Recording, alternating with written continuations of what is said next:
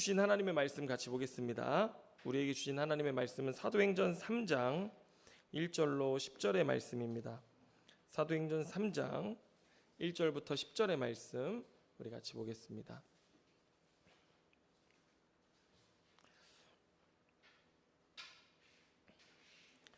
사도행전 3장 1절부터 10절까지 말씀 우리 한 절씩 교독하도록 하겠습니다. 제가 먼저 1절 읽겠습니다. 다 찾으셨으면 아멘 하시기 바랍니다.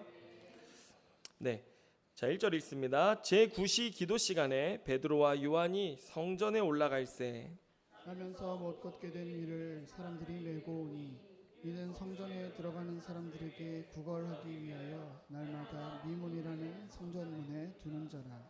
그가 베드로와 요한이 성전에 들어가려 함을 보고 구걸하거늘 베드로가 요한과 더불어 주목하여 이르되 그가 그들에게서 무엇을 얻을까 하여 바라보거늘 베드로가 이르되 은과 금은 내게 없거니와 내게 있는 이것을 내게 주노니 나사렛 예수 그리스도의 이름으로 일어나 걸으라 하고 오른손을 잡아 일으키니 발과 발목이 곧 힘을 얻고 뛰어 서서 걸으며 그들과 함께 성전으로 들어가면서 걷기도 하고 뛰기도 하며 하나님을 찬송하니 모든 백성이 그 걷는 것과 하나님 찬송함을 보고 같이 읽습니다. 그가 본래 성전 미문에 앉아 구걸하던 사람인 줄 알고 그에게 일어난 일로 인하여 심히 놀랍게 여기며 놀라니라. 아멘. 자, 오늘 이 말씀을 가지고 성령이 쓴 우리 행전 7번째 말씀 함께 나누도록 하겠습니다. 자, 여러분 우리들은 인생을 살아가면서 사람들로부터 무언가를 더 바라고 얻기 위해 살아갑니다. 특별히 인간 관계 속에서 어떤 실오라기 같은 관계적 끈이 하나라도 있으면요, 우리는 더욱더 그러한 관계 속에서 무언가를 얻게 되기 쉬운데요. 여러분, 저희 아내가 이제 교통사고로 다리를 다쳤을 때 구급차에 실려서 병원에 이송됐어요.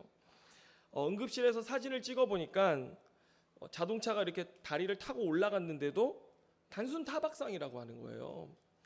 그래서 뭐 부러지기라도 했던지 아니면은 뭐 피가 나기라도 했던지 뭐 그래야 되는데 겉에 상처만 있지 속은 지금 부어 있을 뿐 괜찮다고 그러는 거예요. 그러면서 이게 차에 눌렸기 때문에 1톤이나 넘는 차에 눌렸기 때문에 압괴라고 해서 이제 그 피부 속이 앞으로 어떻게 상할지 모르지만 응급실에서는 지금 당장 해줄 수 있는 게 없으니 외래 예약을 하고 내일 다시 오라고 하는 거예요. 아내는 뭐 아파서 죽겠다고 지금 뭐 끙끙거리고 있는데 병원에서는 걸어 나가라고 하는 거예요. 휠체어도 안 주고 걸어 나가래요, 그냥. 그래서 제가 다리에 부목이라도 해달라고 해가지고 그렇게 나왔는데 이거 어떻게 할 수가 없잖아요. 그래서 제가 어떻게 했을까요? 즉시 이윤주 권사님에게, 우리 병원에 119, 우리 교회 119 있잖아요. 이윤주 권사님에게 전화를 걸어서 이러이러한 상황이라고 했더니 권사님이 아는 병원장한테 바로 연락을 해가지고요. 그 병원으로 또 구급차를 타고 갔는데 전문 병원이었거든요.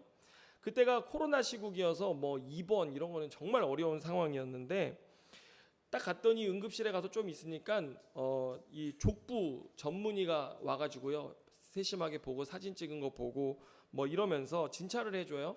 그리고 입원도 어려운 그때 입원실을 또 내준 거예요. 그래서 입원할 수 있도록까지 가능하게 해주셨었는데 그때 저희가 고민하면서 뭐 아이들도 어떻게 할 수가 없는 상황이고 아내만 두고 제가 같이 입원해야 해서 옆에 있어야 하는 상황 속에서 어떻게 할 수가 없어서 그냥 입원을 거절하고 집으로 돌아와서 다시 치료를 받으러 갔는데 여러분 이렇게 어려운 순간에요. 이 관계의 끈 하나가 있으니까요. 얼마나 그게 큰 위로와 힘이 되는지요. 정말 그때 저는 뭐 아내 돌보느라 이리저리 뭐 겨울에 이 패딩을 2개씩 제가 들고 다니면서 왔다 갔다 하는데 이윤주 권사님이 슬리퍼에 뭐 병원 생활하면 필요할 거를 가득 봉지에 담아가지고 막 헐레벌떡 달려오셔가지고 저한테 주고 또 음료 사주시면서 음료 마시라고 해주시고 얼마나 많은 도움을 주셨는지 오늘 영상 속에 계시지만 다시 한번 감사의 말씀을 드립니다. 네. 여러분 그렇잖아요. 우리가 살면서 부모가 능력이 있으면 자녀들이 어떻게 살아요? 그 부모에게 끈을 연결해서 의지하고 살잖아요. 또 자녀가 능력이 있으면 어떻게 됩니까? 부모가 또 그 자녀에게 끈을 대서 힘을 얻고 살아갑니다.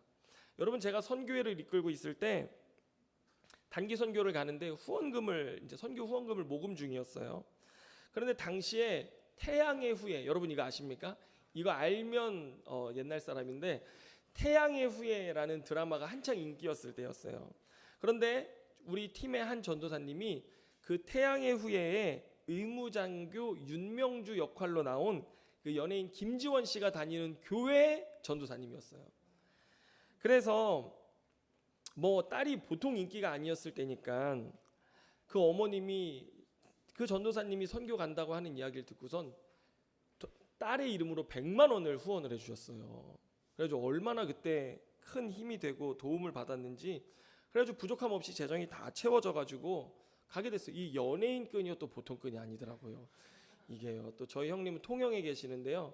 또 이 개그맨이 거기 다녀요. 그래가지고 그 어머님이 엄청난 물질적인 지원을 해주시는데, 여러분 정말 요즘 또 온라인 시대 아닙니까? 제 설교를 그분이 들을지도 또 몰라요. 그래서 다시 한번 온라인상으로 감사의 말씀을 드립니다. 예, 김지원 그 연예인 어머님한테 감사를 드리는 게 마땅하잖아요. 여러분, 세상 살면서 인간관계에 끈 하나만 있어도, 오늘 여기 우리 선교사님 오셨지만 이제 우리의 이 끈 하나 붙잡고 어디로 갑니까? 강원도로 가는 겁니다. 네, 이렇게 도움 받는 거예요.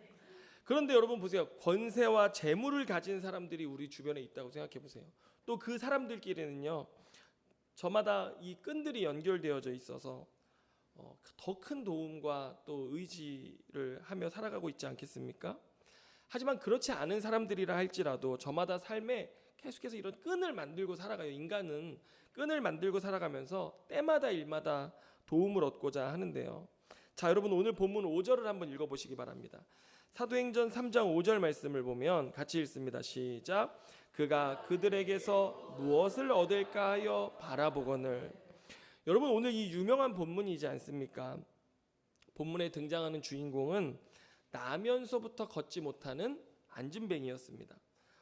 우리가 한 장 넘겨 4장에 가보면요, 그 사람의 나이가 지금 몇 살이냐면 40여 세 되었더라 이렇게 되어 있어요. 예, 젊죠. 제 나이 또래인 것입니다. 한창 때잖아요. 그런데 나면서부터 장애가 있어서 지금 어떤 문제에 빠졌어요? 걷지를 못하는 거예요. 이 걷지 못하는 장애 때문에 평생을 불행한 인생을 살았던 사람인데요. 그런데 여러분, 이 사람도요, 자기가 붙들 수 있는, 유일하게 붙들고 의지할 수 있는 끈이 하나 있었습니다. 여러분, 그게 무엇인 줄 아십니까? 바로 자신이 하나님을 예배하는 유대 민족의 일원이라는 사실 하나였습니다. 자, 여러분, 오늘 이 사람이 이제 구걸을 하는 모습이 본문에 등장하는데, 언제 어디서 구걸했는지 살펴보면 우리가 이유를 정확하게 알 수 있어요. 여러분, 1절과 2절을 한번 보겠습니다. 자, 같이 읽습니다. 시작. 제9시 기도 시간에 베드로와 요한이 성전에 올라갈새 나면서 못 걷게 된 이를 사람들이 메고 오니 이는 성전에 들어가는 사람들에게 구걸하기 위하여 날마다 미문이라는 성전문에 두는 자라. 여러분, 시간이 언제였습니까? 9시. 여러분, 9시가 언제냐면 밤 6시예요. 이 저녁 제사 때예요.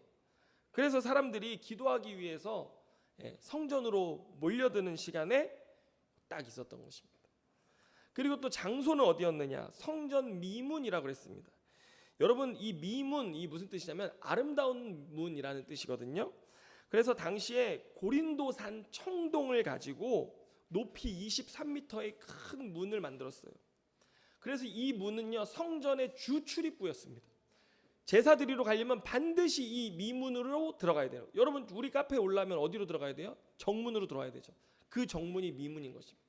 하나님 예배하는 그 성전으로 들어가는 주 출입구가 미문이었어요. 거기에 딱 앉아가지고, 그것도 어떤 시간에? 기도 시간에. 여러분 생각해 보세요. 어떤 거지가 점심시간 제일 바쁜데 우리 카페 문 앞에 딱 앉아가지고 사람들한테 구걸하고 있다고 생각해 보세요. 거의 아는 사람인 거죠. 아, 여기 장사 잘 되는구나, 이런 거 아는 사람인 것이죠. 그래가지고 그렇게 왔던 거예요. 그런데 사람들이 그를 성전에 앉혀뒀던, 특별히 이 미문 앞에 앉혀뒀던 가장 중요한 이유 중 하나가 무엇이냐면요, 여러분, 유대인들이 하나님을 예배하는 행위 중에서 아주 중요한 덕목으로 여겼던 것이 뭐냐면 자선과 구제였습니다. 유대인들은 또 동족에 대한 마음이 남달랐습니다. 그래서 같은 동족이 고통받고 있는 것을 보면서 내가 지금 뭐 하러 가고 있어요? 하나님을 예배하러 가고 있는데 나와 같은 동족이 고난받고 있는데 도와주지 않는다면, 여러분 이거 있을 수 없는 일이었던 것이죠. 그래서 그는 이런 종교적인 끈, 민족적인 끈 하나를 붙잡고 매일 성전 앞에서 예배에 오는 사람들을 의지해서 살아갔던 사람이었다라고 하는 것입니다. 그런데 여러분, 우리는 이 사람의 모습이 우리와 다르지 않다는 것을 알 수 있습니다. 여러분, 왜냐하면 우리가 이 사람처럼 장애가 있든지 없든지 우리는 무엇을 의지하며 살아갑니까? 우리의 삶 무엇을 의지하며 살아가요? 사람 의지하면서 살아가잖아요. 여러분, 우리가 줄을 대고 끈을 놓치지 않으려고 사람에게 공들이고 애를 쓰고 정말 부단히 노력하며 우리가 살아가고 있지 않습니까? 어떤 사람은 직장에서, 어떤 사람은 또 사회 여러 관계 속에서 부단히 애를 쓰면서 살아가는데요. 왜 그래요? 이 관계 때문에 그런 것이죠. 여러분, 그런데 또 한편으로 오늘 현대 사회에서 우리 인간들을 가장 힘들게 하는 것 한 가지가 있다면 또 뭐예요? 또 관계예요. 그것도. 예. 관계가 우리의 삶을 온통 휘감고 얽어매고 있어요. 그래서 우리는 관계에 실패하지 않으려고 직장에서는 부단히 윗사람들에게 또 아랫사람들에게 노력하고요. 학교 아이들 보내는 엄마들은 어떻게 합니까? 엄마 친구들하고 관계를 맺어서 부단히 이 정보에서 떨어지지 않으려고, 이 아이는 뭘 공부하고 있는가, 이 아이는 어떤 학원을 다니고 있는가, 얘는 무슨 운동을 하고 있는가, 이런 것들 끊임없이 교제하면서 알아내고 또 그렇게 노력하면서 살아가고 있잖아요. 여러분, 요즘 우리 카페도요, 인스타 팔로워를 높이기 위해서 부단히 애를 쓰고 있습니다. 여러분 그거 아세요? 인스타 팔로워 수가 매출과 직결된다는 사실을 아십니까? 저희가 이 김천에서 사역할 때, 제가 이제 전담 전도사일 때 청년이었던 한 여학생이 있었는데, 지금 그 여학생이요, 대학을 다니고 나서 창업을 해가지고 연매출 6억의 디저트 그 카페를 운영하는 사장이 됐어요. 팔로워 수가요, 제가 어제 들어가 보니까요 2.7만 명이에요. 그리고 이 사람이 유명 BJ하고 같이 콜라보를 해가지고 또 자기 제품을 소개하고 하는데요. 온 가족이 아예 공장이 돼가지고요. 아버지가 목사님이시거든요. 뭐 다 필요 없어요. 다 들어가가지고 그 팥 쑤고 지금 거의 김천에서요, 그렇게 일을 하면서 살아가고 있는데, 뭐가 중요하다라는 거예요? 팔로워. 나와 얼마나 많은 사람들이 끈을 맺고 있느냐라고 하는 것이 이 성공과 직결된다라는 것을 여러분, 우리는 체감하는 시대를 살고 있습니다. 이 끈이 너무나 중요한 것이죠.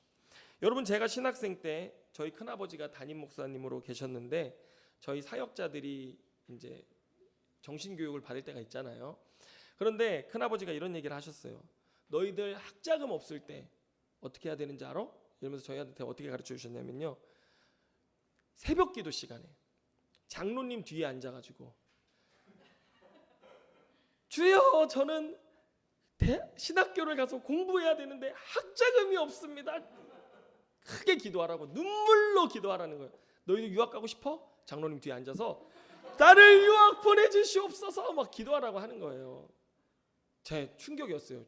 아니, 어떻게 하나님을 의지해야지 사람을 의지하는가, 그렇게 생각했는데, 한편으론 큰아버지가 이제 신학생 시절 또 개척교회 목회하던 시절을 생각해 보면요, 너무 절박하니까요, 정말 기도 시간에 누가 보이는 거예요? 앞에 있는 장로님이 보이는.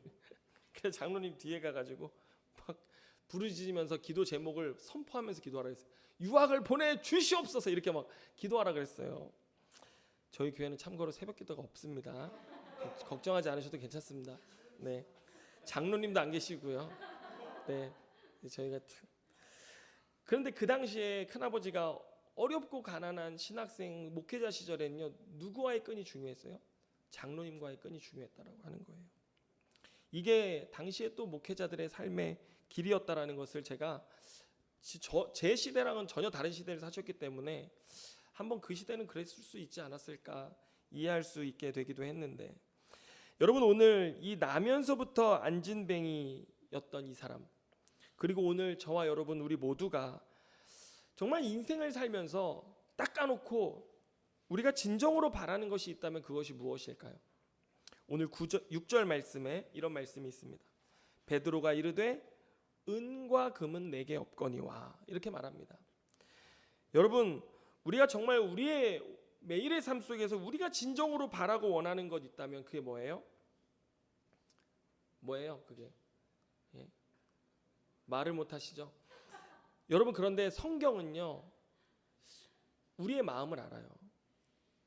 여러분, 하나님의 말씀은 예리해서 우리의 혼과 영과 골수를 찔러 쪼개고 우리의 마음의 생각과 뜻을 판단한다고 했습니다. 주님, 우리의 마음을 감찰하시는 분이라고 말씀하지 않습니까? 주님은 만홀히 여김을 당할 뿐이 아니라고 말씀하셨어요. 여러분, 성경이 오늘 우리에게 있어서 너희들이 원하는 것 이것이지 않냐, 뭐라고 얘기합니까? 은과 금으로 대표되는 재물을 원한다라고 이야기하는 것입니다. 여러분, 우리가 가장 원하는 최고의 것, 우리가 인정하든 그렇지 않든 성경은 오늘 우리를 향해서 뭐라고 말씀해요? 은과 금으로 대표되는 재물이라고 우리에게 말씀하고 있는 것입니다. 그런데 오늘 베드로가 은과 금을 바랬던, 한 푼, 두 푼의 이 적선을 바랬던 이 안진뱅이 거지에게 주었던 것, 그가 원하는 것이 아니었습니다. 그가 바라고 원하는 것을 베드로는 주지 않았습니다. 그는 재물을 원했지만 베드로는 그에게 예수 그리스도의 이름을 주었습니다. 여러분, 오늘 우리도 세상을 살면서 재물을 원합니다. 이게 우리의 적나라한 우리의 모습이에요. 그런데 주님은 우리에게 재물보다 뭘 주셨어요? 주님 자신을 우리에게 내어주셨습니다. 여러분, 주님께서는요 우리가 원하는 것을 주지 않으실 수 있어요. 그런다고 불평하지 마셔야 됩니다. 않아야 됩니다. 여러분, 주님은 우리에게 생명을 주시지 우리의 원함을 만족시켜주는 분이 아니시라고 하는 것입니다. 여러분, 오늘 이 사람이 받은 예수 그리스도의 이름은 무엇입니까? 먼저는 그에게 이 예수 그리스도의 이름의 이름은요 능력의 이름이었습니다. 그래서 그는 자신에게 전해지는 예수 그리스도의 이름을 받았을 때 그 이름은 자신의 이 걸을 수 없는 다리를 치료하는 능력의 이름이었다라고 하는 것입니다. 여러분, 오늘 성경은 우리에게 말합니다. 예수 그리스도의 이름은 능력의 이름입니다. 아멘입니까? 여러분, 이 능력의 이름을 여러분 믿음으로 받아들이십시오. 그럴 때 여러분, 저는 아무 능력이 없습니다. 우리는 아무 능력 없어요. 하지만 오늘 성경이 우리에게 선포하는 예수 그리스도의 이름, 그 능력의 이름을 우리가 받아들일 때 여러분, 성령의 놀라운 치유의 능력이 오늘 저와 여러분의 삶에도 일어날 줄로 믿습니다. 여러분, 사도행전 3장 7절로 8절의 말씀을 한번 보면요, 오른손을 잡아 일으키니 발과 발목이 곧 힘을 얻고 뛰어 서서 걸으며 그들과 함께 성전으로 들어가면서 걷기도 하고 뛰기도 하며 하나님을 찬송하게 되었다 말하는데요, 오늘 예수 그리스도의 이름을 받아들이는 모든 자들에게 이와 같은 치유의 역사가 임할 줄로 믿습니다. 그런데 여러분, 제가 오늘 여기서 한 발 더 나아가서 오늘 본문을 좀 묵상하면서 생각해 봤는데요, 여러분 잘 보세요. 나면서부터 안진뱅이였던 그가 일어났어요. 뛰며 성전에서 하나님을 찬송하게 된 것은 굉장한 역사고 축복이지 않습니까? 오늘 저와 여러분, 오늘 함께 예배하는 우리 성도들의 삶에 이런 은혜가 있기를 원해요. 그런데 여러분, 한번 생각해 보세요. 이 사람이 고침 받았어요. 이제 걸을 수 있어요. 뛸 수 있어요. 그 사람이 이제부터 마주해야 할 현실은 어떤 것이었을까? 한번 생각해 보세요. 여러분, 세상은 이제까지 그가 그동안 경험할 필요가 없었던 더 큰 삶의 스트레스와 무게로 그의 삶을 압박하기 시작할 것입니다.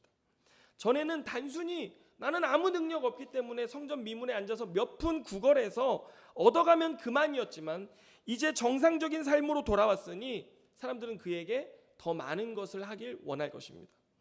그러나 그는 평생 동안 한 번 40평생 해본 적이 없는 사람이에요. 아무것도 해본 적 없고 아무것도 배운 적 없는 능력 없는 사람이에요. 여러분, 오늘 여러분 저를 보면서 목사님 오늘 컨디션이 안 좋으신지 성경을 보는 눈이 좀 삐딱하시다, 여러분 생각하실 수 있는데요, 여러분 한번 생각해 보세요. 그 사람이 마주할 현실을 고침 받았잖아요. 고침 받았는데 고침 받고 이 사람에게 뭐 금은 보화가 쏟아졌습니까? 아니에요. 그가 마주할 현실을 한번 생각해 보면요, 우리가 살아가는 그 냉혹한 현실 그는 동일하게 마주해야 했습니다. 틀림없어요. 여러분, 이 사람이 병에서 고침 받았지만 고침 받고 나서도 어쩌면 그에게 가장 익숙하고 편안한 자리, 내가 가장 좋아했을 만한 자리는 어딜까요? 성전 미문이었어요. 죄송하지만요, 어쩌면 괜히 잘 앉아서 돈 잘 받고 살고 있는 사람이 일으켜서 더 힘든 삶의 현실에 내보낸 것일 수도 있다라는 생각을 본문을 묵상하며 하게 됐어요.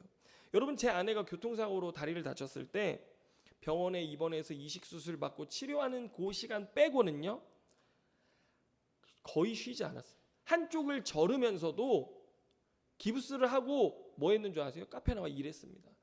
냉혹한 현실은 우리가 다친다고 해서요, 결코 우리를 쉬게 내버려 두지 않아요. 삶이 그렇게 냉혹하고 처참하게 그 수술받은 다리를 가지고 병원을 다니면서도 내가 카페를 운영해야 했고, 카페를 더 넓혔잖아요. 이제 여러분, 카페를 넓히고 나서 우리 아내가 지금 아직도 다리가 뭐 굳어지고 제대로 굽히지를 못하는 상황인데도요, 뭐 돈을 많이 벌었겠다 이런 생각하시지만, 여러분, 삶의 고통이 더해지고 삶의 무게는 한시도 적어진 적이 없습니다. 더 삶은 힘들어졌으면 힘들어졌죠. 우리의 삶이 이런 삶이라는 거예요. 몸과 마음, 정신이요, 편해진 적이 없어요. 사업이 커질수록 더 힘들어지는 게 우리의 현실이라는 거예요.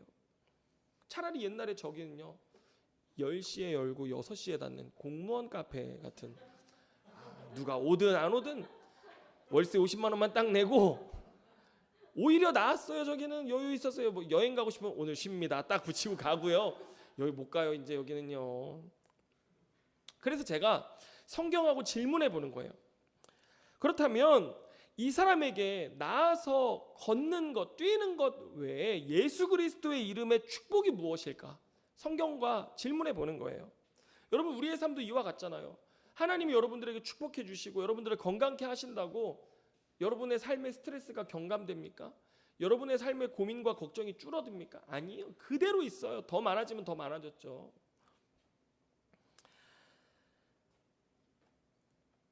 8절을 다시 보면요, 그가 일어나서 제자들과 함께 들어간 곳이 어디인가? 여러분, 오늘 본문의 그 요점은요, 그가 치료받은 게 요점이 아니에요. 우리가 그동안 본문을 보면서 그가 치료받은 것, 하나님 이런 놀라운 기적을 일으키신다는 것을 요점으로 바라봤는데요, 그게 요점이 아닙니다. 오늘 본문의 요점은 뭔지 아세요? 그가 성전으로 들어갔다라고 하는 그것이에요.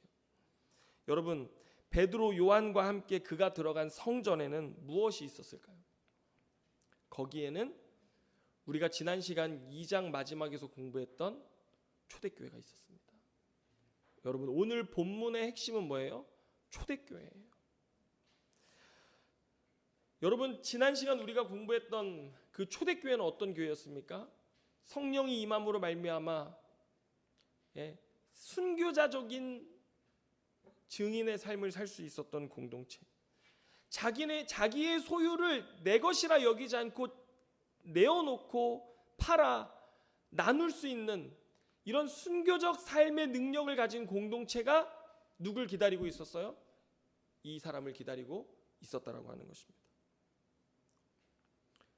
여러분, 나면서부터 안진뱅이인 그가 일어나서 다시 나는 고침 받았는데 이제 어떻게 살아야 되지? 다시 세상적인 삶, 세상의 삶의 방식 속으로 들어갔다면요, 그가 받은 예수 그리스도의 이름은 그를 치유한 능력의 이름이었을지는 몰라도 그의 삶을 세상에서 구원하는 이름은 아니었을 것입니다. 여러분, 잘 기억하세요. 그는 여전히 안진뱅이였을 때도 돈을 원했습니다. 그런데 그가 이제 건강해져서 일어난 이후에도 여전히 돈을 원하는 삶에 머물러 있었다라면 여러분, 그것은 구원도 생명도 아니었을 것입니다. 그냥 병 고침 받은 거예요. 여러분, 이런 성도들 많습니다. 이런 신앙생활하는 사람들 정말 많습니다. 그런 사람들은요, 아직 구원의 은혜를 알고 누리는 데까지는요 가지 못한 거예요. 그런데 그가 일어나서 들어간 세계는 어느 곳인가? 다름 아닌 예수 그리스도의 세계에 들어갔습니다. 할렐루야. 여러분, 예수의 나라는 이 악하고 죄된 세상의 방식과 다릅니다. 여러분, 성경은요, 오늘 이후로 이 사람이 어떻게 살았는지 전혀 언급하고 있지 않습니다. 다만 오늘 이 사람으로 말미암아 일어난 소동의 끝인 4장 말미에 가보면 우리가 2장 끝에서 봤던 그 초대교회 공동체의 모습이 그대로 한 번 더 등장합니다. 여러분, 이 사람이 들어갔던 곳, 바로 성전 안에 모이고 있었던 초대교회 공동체였는데, 그가 거기서 본 예수 그리스도의 세계는 나를 위해 자신의 소유를 팔아 나누는 전혀 다른 세상이었습니다.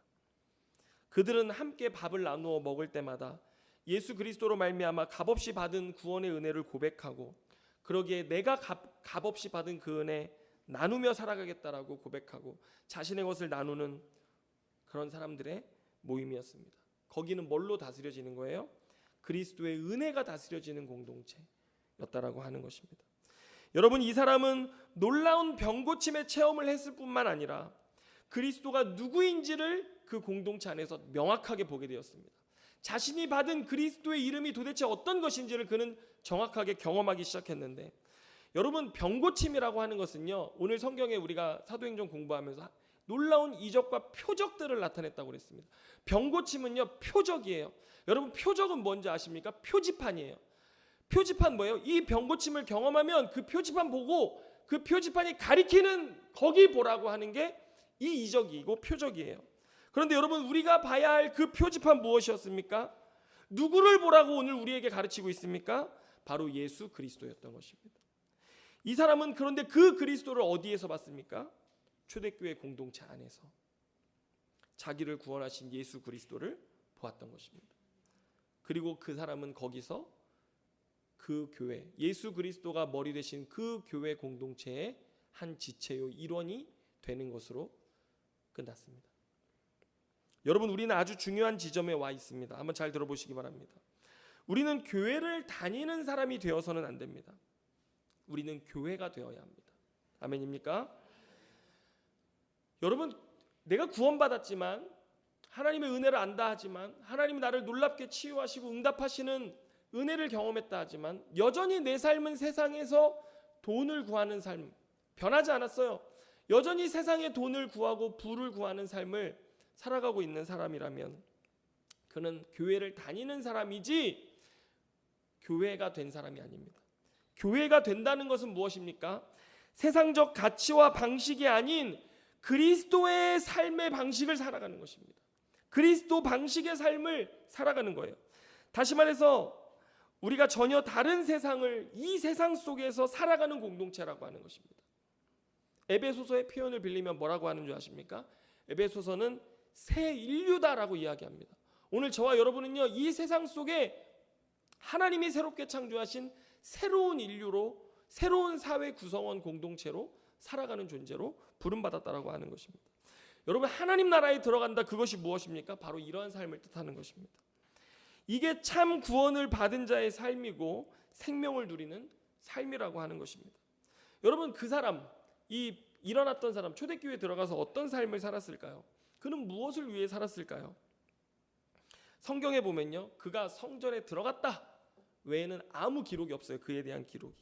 그러나 우리는 오늘 본문을 묵상하면서 성전에 들어가서 초대교회를 만났다라고 하는 그 하나만으로 충분히 우리의 눈에 선하게 그가 어떤 삶을 살았을지 알 수 있게 됩니다. 여러분, 이 사람이 무엇을 할 수 있었을까요? 자기가 받은 예수 그리스도의 이름으로 말미암아 치유받고 구원받았지만 그가 할 수 있는 것, 남을 위해 나눌 수 있는 것 아무것도 없었습니다. 배운 것, 가진 것 없고 할 수 있는 것도 없었어요. 그래서 그는 뭐 했을까요? 한번 생각해 보세요. 아마도 자기의 시간, 인생이라는 시간을 들여서 주님을 섬기기 시작했을 것입니다. 또 교회를 섬기기 시작했을 것입니다. 하나님이 나의 몸의 건강을 회복해 주셨어요. 주님께 드릴 게 뭐밖에 없어요? 몸밖에 없습니다. 예, 여러분, 찬송가 143장에 웬 말인가 날 위하여라는 찬양의 5절 가사를 보면 이런 말이 있습니다. 늘 울어도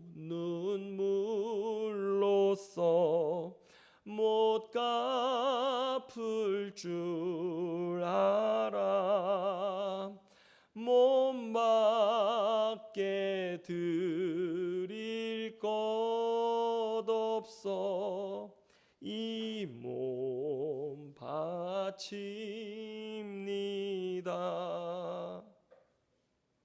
그는 예수 그리스도의 몸된 교회의 한 지체가 되어 교회로 살아갔습니다. 여러분, 이거예요. 이게 구원이 가리키는 삶입니다. 여러분, 제가 목사가 된 이유를 아십니까? 여러분, 저는 저의 삶을 되돌아보면 오늘 안진뱅이 같은, 이 성경에 나온 안진뱅이 같은 인생을 산 사람이었습니다. 기독교 3대 집안에서 태어났다고 하지만 예수 그리스도를 알지 못하고 친구들과 세상 놀이에 빠져서 학창 시절 한 번을 제대로 공부한 적이 없습니다. 부모님 속썩이고 정말 참 쓸모없는 인생을 살았습니다. 그런데 고등학교 2학년 겨울방학 때 예수님을 참되게 만나고 정신을 차려보니 이제 뭐예요? 대학이라는 관문이 눈앞에 있는 거예요. 내가 은혜를 받고 생각해보니 중2 때 저희 아버지가 신학을 하시다가 가정 형편 때문에 그만두셨어요. 그래서 아버지의 못다 이룬 꿈을 이루어드려야겠다라는 그냥 풋내기 같은 그런 생각 하나로 그 뒤로 그렇게 방황하면서도 꿈이 뭐냐 그러면 목사가 된다 그랬던 그 기억 하나 때문에 내 목사가 돼야겠다. 내 삶 생각해 보면 주님을 위해 사는 것밖에는 아무것도 할 수 있는 게 없는 거예요. 그래서 신학교에 갔습니다. 그런데 신학교 시험을 봤는데 제가 수능을 좀 점수가 떨어져가지고 이 신학과에 넣자니 점수가 똑같은 거예요. 근데 한 10점 올랐다고 그래서 안 되겠다, 좀 낮춰서 영어과를 넣어야겠다 해서 영어과를 넣었는데 웬걸 영어과가 더 센 거예요, 경쟁률이. 그래서 대기번호 6번을 받고 기다리고 있었어요. 그런데 합격이 된 거예요. 그래서 들어갔죠. 제 꼴등인 거예요, 꼴등. 제 친구들은 다 330, 340 맞고 왔는데 저는 297점 맞고 들어갔거든요. 꼴등인 거예요, 꼴등. 여러분, 제 삶은 오로지 예수님이 만나주신 은혜 하나뿐이어서 정말 몸밖에 주님께 드릴 것이 없어서 복음을 위해 산다고 지금까지 살아온 것이거든요. 여러분, 제가 정말 목사로서 정말 내가 안 복음과 하나님 나라의 삶 위에는요, 제가 여러분들에게 멋들어진 철학자의 이야기에 이름을 들어가면서 철학의 지식을 전해드릴 능력도 없습니다. 인문학적인 그런 게 소양이 있어서 막 시구를 읽고 그런 걸 할 수 있는 사람도 아닙니다. 또 제가 무슨 심리 상담학을 좀 알아가지고 여러분들의 마음을 꿰뚫어 보면서 그 마음을 만져주는 그런 사람도 아닙니다. 제가 그렇다고 신학 박사도 아닙니다. 그저 저는 열심히 양육하고 열심히 성경 공부한 거 가지고 설교할 뿐이죠. 그리고 복음과 하나님의 나라를 살려고 노력하는 것 외에는요, 아무것도 없습니다. 제가 여러분들에게 드릴 수 있는 게 없어요. 그런데 단 한 가지요. 저는 우리 교회가 정말 하나님이 저에게 이렇게 공동체를 주신 것만으로도 큰 은혜입니다. 예? 제가 저에게 한 영혼, 두 영혼 주셨을 때 제가 정말 베갯잎을 붙잡고 행복에 겨워서 잠들었던 때가 있었거든요. 하나님 저에게 영혼을 주시다니요. 그런데 이렇게 공동체를 이루고 우리가 함께 예배할 수 있다는 것 놀라운 은혜예요. 제 인생의 봄입니다, 봄.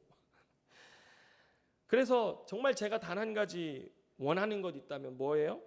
우리 교회가 예수 그리스도의 십자가의 복음의 은혜를 제대로 믿고 알아서 여러분과 함께 이 땅에서 예수님의 그 나라를 살아가는 교회 되길 원하는 것입니다. 아멘입니까? 주님께서 저와 여러분을 구원하여 주셨는데 여러분, 우리의 인생 다시 성전 미문의 안진뱅이의 삶으로 돌아갈 수 없잖아요. 그거 뭐예요? 십자가의 은혜를 헛되게 하는 삶이지 않습니까? 주님은 우리를 뭘로 부르셨어요? 교회로 부르셨어요. 우리가 함께 교회 되어서 세상의 나처럼 주님 없이 실패하며 안진뱅이와 같이 살아가는 그 영혼들이 얼마나 많이 있습니까?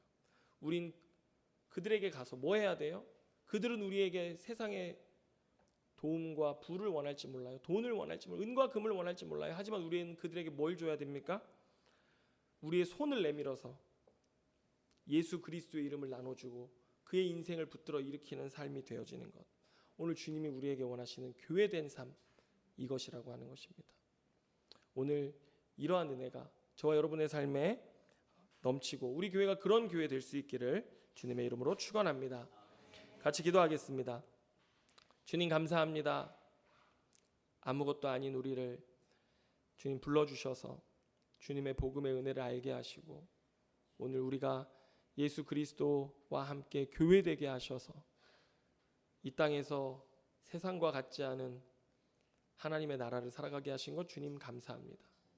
주여, 우리가 세상으로 돌아가지 않게 하시고 다시 세상의 삶에 대한 미련을 붙잡고 흔들리는 자들 되지 않게 하여 주시고 우리가 참으로 교회되게 하신 예수 그리스도께서 이 교회 안에서 우리로 하여금 누리게 하신 그 삶, 그 생명 누려가게 하여 주시옵소서. 그리고 이제 우리도 주님이 우리의 삶을 붙들어 주신 것처럼 우리도 또 다른 사람의 삶에 손 내밀어 그의 인생을 붙들어 주며 함께 이 땅에서 새로운 인류로 하나님 나라의 백성으로 세상이 알지 못하는 그 하나님 나라의 생명을 살아가는 우리의 삶이 되게 하여 주시옵소서. 주님, 그 은혜 감사합니다. 그 은혜를 살아가는 우리 교회가 되도록 주여 축복하여 주시옵소서. 모든 것 주님께 감사드리며 예수님의 이름으로 기도드립니다. 아멘.